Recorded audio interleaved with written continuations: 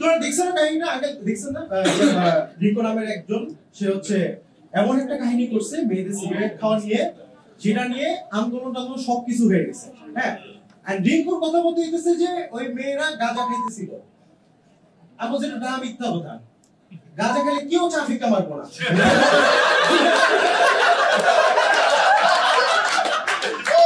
ওই সময় চা খেলে সুগার রাশ হয়।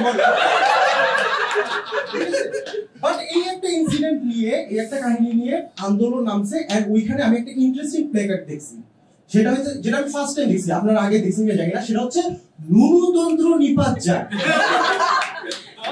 না। আগে আমি খারাপ কথা বলতেছি, এটা দেখাই ছিল আন্দোলনের।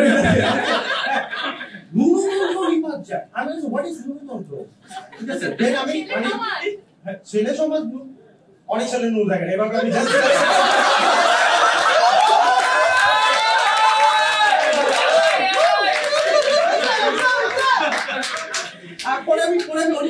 আমি ঘাটলাম, অনেকে ধারণা বুঝলাম যে নুনুতন্ত্রের একটা উৎকৃষ্ট উদাহরণ হচ্ছে যে সনাতন ধর্মে একটা ছিল সতীদাহ প্রথা।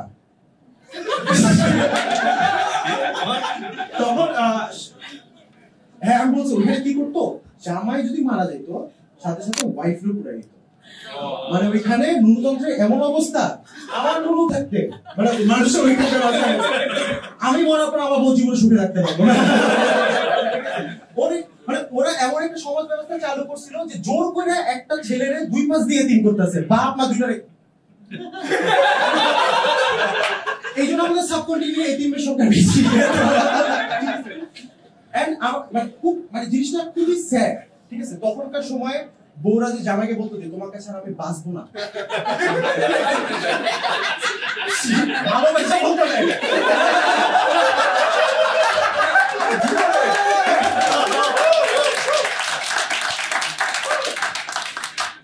জাস্ট ইমাজিন তখন আমাদের মুসলমান ছেলেদের জন্য হিন্দু মেয়ে পটানো কত ইজি।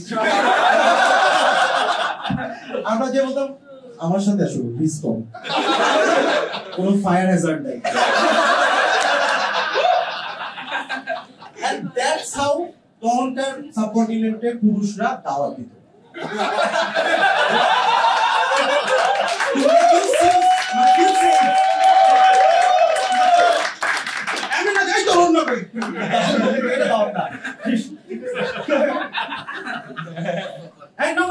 তখন যদি মুসলমানদের মধ্যে এই প্রথাটা চালু থাকতো, বারবিকিউ লাগাই যেত 4টা বউ।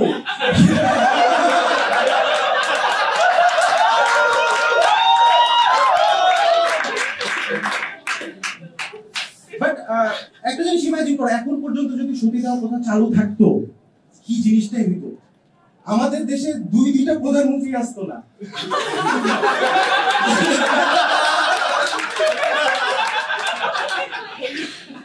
একটা যাও আসতো, বেশি দিন থাকতে পারতো না।